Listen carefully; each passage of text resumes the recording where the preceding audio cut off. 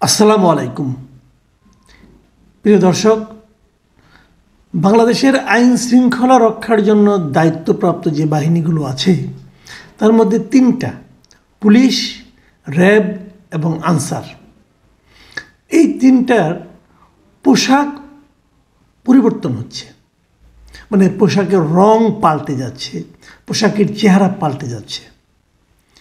সরকার এটা সিদ্ধান্ত নিয়েছেন। সোমবার সচিবালয়ে আইন শৃঙ্খলা সংক্রান্ত যে কমিটি ছিল, উপদেষ্টা কমিটির সভায়, সেখানে সিদ্ধান্তগুলি চূড়ান্ত হয়েছে এবং স্বরাষ্ট্র উপদেষ্টা যিনি আছেন লেফটেন্যান্ট জেনারেল জাহাঙ্গীর আলম চৌধুরী, তিনি জানিয়েছেন কি হতে যাচ্ছে। রঙগুলো হবে, পুলিশের পোশাক হবে লোহার রঙের, মানে আয়রন কালার। র্যাবের পোশাক হবে জলপাই রঙের এবং আনসারের পোশাক হবে সোনালি গমের রঙের, মানে যেটাকে বলা হয় গোল্ডেন হুইট।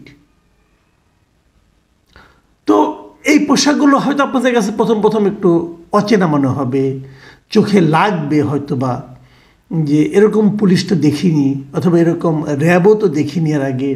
র্যাব যেমন আগে ছিল কালো রঙের, মাথার মধ্যে একটা রুমাল বাঁধা, এক ধরনের একটা ভীতিকর ব্যাপার ছিল।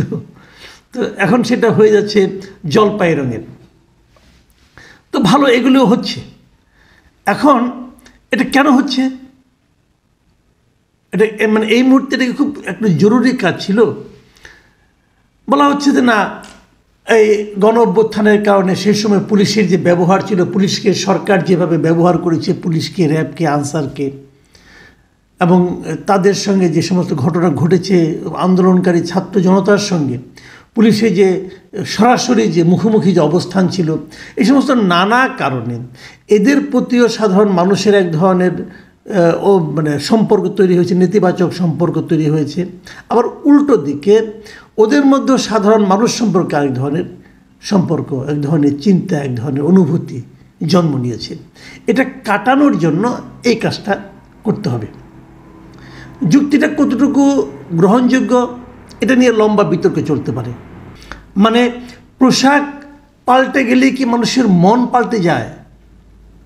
ধরুন আমি আজকে যে পোশাকটা পরে আছি, আমি যদি কালকে পাঞ্জাবি এবং কোটি পরে বসি, তাহলে কি আমার মন পাল্টে যাবে? আমি কি অন্য মানুষে পরিণত হব? আমি এখন যে ভঙ্গিতে কথা বলি, যে সমস্ত বিষয় নিয়ে যেরকম বিশ্লেষণ করি, আমি যদি আমার পোশাকটা চেঞ্জ করে ফেলি, তাহলে কি আমার মনের ওই বিশ্লেষণগুলিও চেঞ্জ হয়ে যাবে? আপনাদের হয়? ভাবুন একবার মনে মনে যে হয় কি না। তাহলে এই পোশাক পরিবর্তন, ঢাক ঢোল পিটিয়ে পোশাক পরিবর্তন করতে হবে কেন? এতে কী লাভ হবে? হ্যাঁ, আমাদের এখানে এরকম যে কখনো হয়নি আমি তা বলছি না, হয়েছিল একবার। 2009 সালের কথা আপনাদের মনে আছে, বিডিআর বিদ্রোহ হয়েছিল। সেই বিডিআর বিদ্রোহের পর নতুন যিনি ডিজি হিসেবে গেলেন সেখানে, তিনি প্রথম যে কাজটা করেছিলেন, বিডিআরের নাম পরিবর্তন করেছিলেন। আগে নাম ছিল বাংলাদেশ রাইফেলস, মানে বিডিআর সংক্ষেপে। সেটার নাম পরিবর্তন করা হলো বর্ডার গার্ড বাংলাদেশ, বিজিবি। এটার একটা লজিক থাকতে পারে, কারণ বাংলাদেশ রাইফেলস কেন? তারা কি অন্য কোনো অস্ত্র ব্যবহার করে না, তাই না? কাজেই বর্ডার গার্ড বাংলাদেশ, এটা আমার কাছে কিন্তু গ্রহণযোগ্য মনে হয়েছে। এটার লজিক থাকতে হবে, সেই লজিকটা ভালো ছিল। এবং তাদের কিন্তু ওই সময় বাহিনীর মনোগ্রামও পরিবর্তন করা হয়েছিল, পোশাকেও পরিবর্তন আনা হয়েছিল। তো পোশাক পরিবর্তনটা বিডিআরের কেন আনতে হলো, এটা আমার কাছে এখনও ক্লিয়ার না। ওই যে পোশাক পরিবর্তন করা হয়েছিল, তাতে কি বিডিআরের ক্যারেক্টার চেঞ্জ হয়ে গিয়েছিল? আমরা কি খুব কোনো সুফল পেয়েছি? বিডিআর কি সীমান্ত রক্ষায় আগের চেয়ে বেশি তৎপর হয়ে গিয়েছিল? চোরাচালান কি একদম নিশ্চিহ্ন হয়ে গিয়েছিল? কি হয়েছিল, কী লাভ হয়েছিল আমাদের? আগের যে বিডিআর ছিল সেই বিডিআরই ছিল, আগের মন মানসিকতা নিয়েই ছিল। আগের বিডিআর যদি দেশপ্রেমিক থাকে, পরের বিডিআরও দেশপ্রেমিক ছিল। তাহলে ডিফারেন্সটা কোথায়? তার সঙ্গে পোশাক পরিবর্তনের সম্পর্কটা কি? আমি এখনও ক্লিয়ার না, কিন্তু আপনারা বোঝেন কি না, আপনারা আমাকে হেল্প করবেন যদি মনে করেন। এটা করা হয়েছিল।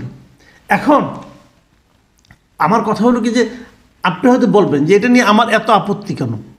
আমার আপত্তি অন্য কোনো কারণ নাই। ধরেন আপনার যদি অনেক অর্থনৈতিক অবস্থা ভালো থাকে, আপনি দিনে 3 বার পোশাক পাল্টাতে পারেন, কোনো সমস্যা নাই। কিন্তু আপনার যদি চাল কিনতে গেলে ডাল কেনার পয়সা না থাকে,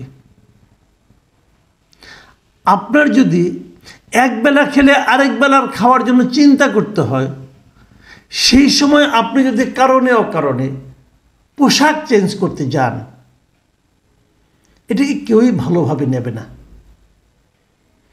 আমাদের দেশ কি খুবই সচ্ছল অবস্থায় আছে? সচ্ছল অবস্থায় যে নেই তার সবচেয়ে বড় প্রমাণ তো এবছরে এই সপ্তাহ 2 আগের কথা বলছি আমি, 2 সপ্তাহ না, তারও কম সময়, সরকার একই সঙ্গে শতাধিক পণ্য এবং সেবা ভ্যাট এবং সম্পূরক শুল্ক বাড়িয়েছে।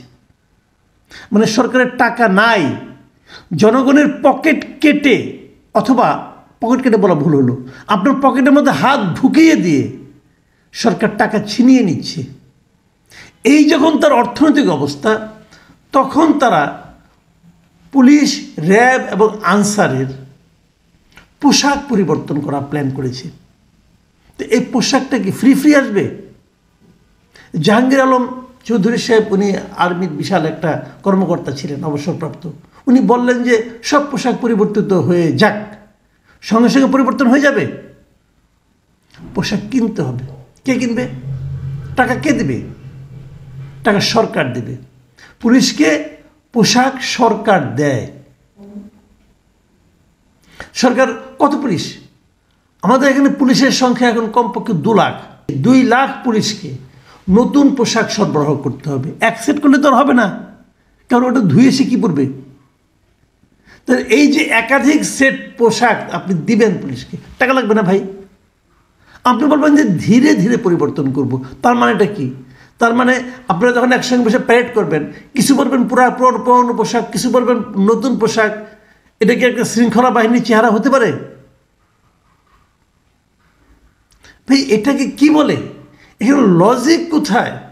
আর এখানের ফলটা কি? আপনি এর চেয়েও বেশি খরচ করতে পারতেন যদি এটা প্রয়োজনীয় হতো। প্রয়োজনটা কোথায়? আচ্ছা আপনি বলেন তো, সবচেয়ে বড় কথা যেটা, যখন আপনি কিছুটা ব্যয় করবেন, আপনাকে প্রথম খেয়াল রাখতে হবে এই ব্যয়টা কি উৎপাদনশীল কোনো খাতে ব্যয় হচ্ছে নাকি অনুৎপাদনশীল খাতে ব্যয় হচ্ছে। আপনি বলেন এই ব্যয়ের উৎপাদন ফলটা কি? এখান থেকে আপনি কী উৎপাদন করতে পারবেন এই ব্যয় থেকে?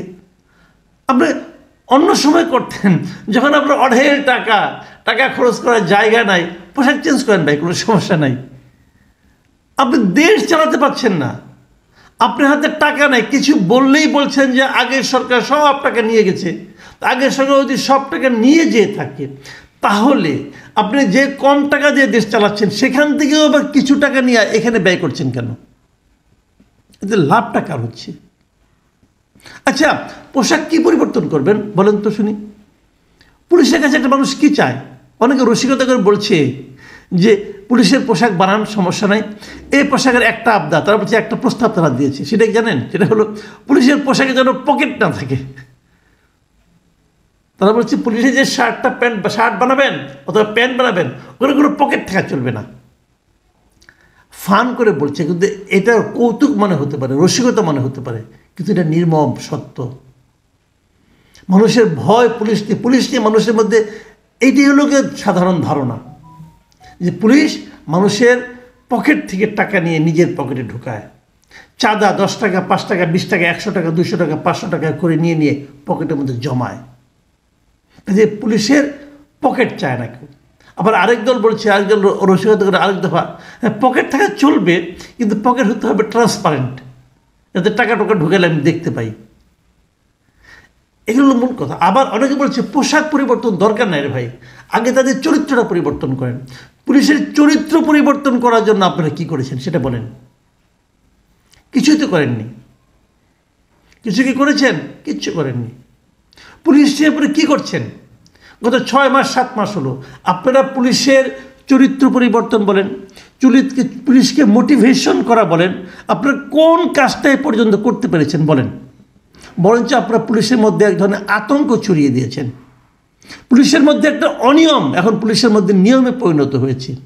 পুলিশ নিয়োগের ক্ষেত্রে আপনারা যা ইচ্ছা তাই করছেন। এসআই 3 শতাধিক এসআইকে বলা মাত্র বের করে দিলেন, কোনো কারণ নাই। ওদিকে 25 জন এএসপিকে ঝুলিয়ে রেখেছেন, যেগুলো আজকালকে মতো তাদের চাকরি চলে যাবে। এই কাজ করছেন আপনারা। যে পুলিশের মধ্যে আপনি নিয়ম প্রতিষ্ঠা করতে পারেন না, আর যারা বড় বড় আছেন ডিআইজি এআইজি তাদের প্রমোশন হচ্ছে কিন্তু আবার। ভাবখান এরকম যে এএসপি যারা হতে গিয়েছিল তারা সব ছিল আওয়ামী লীগের দোসর, আর যারা এআইজি ডিআইজি ছিল তারা কোনো আওয়ামী লীগের দোসর ছিল না। তারা কি আকাশ থেকে আসছে, আসমানি উপায় আসছে? তো এইগুলি করছেন আপনারা। মানে অযোগ্যতার যতগুলি দিক থাকতে পারে সবগুলি দিক আমি এই সরকারের স্বরাষ্ট্র মন্ত্রণালয়ের মধ্যে দেখতে পাচ্ছি।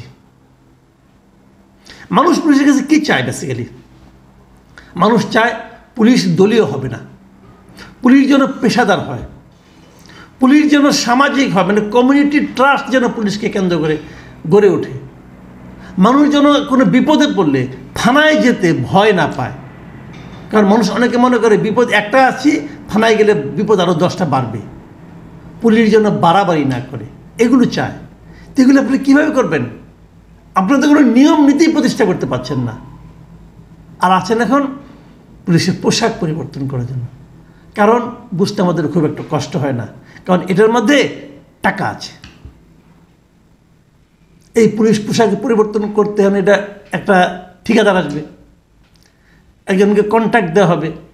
সেই কন্ট্রাক্ট কে পাবে, কারা পাবে, নিজের লোক, কার নিজের লোক, এগুলি হবে এখন। প্রিয় দর্শক, যেগুলো আমি বললাম এগুলো কোনোটাই আপনাদের কাছে নতুন নয়, আমি জানি আপনারা সব জানেন এগুলো। তবু দুঃখে আবার এই আলোচনাগুলি করলাম যে ঋণ করে ঘি খাওয়ার মতো অবস্থা হচ্ছে আমাদের। যেগুলো তাদের কাজ না, এই সরকারের কাজটা কি? চাঁদাবাজি বন্ধ করা, সেটা করেন না। চাঁদাবাজি বন্ধ করতে পেরেছেন? এই পোশাক চেঞ্জ করলে কি কালকে থেকে চাঁদাবাজি বন্ধ হয়ে যাবে? হবে? আইন শৃঙ্খলা পরিস্থিতির উন্নতি হয়ে যাবে? আমি দরজা খুলে ঘুমাতে পারবো? কাজ রেখে অকাজে নিয়ে টানাটানি। প্রিয় দর্শক, এখন এই পর্যন্তই। আল্লাহ হাফেজ।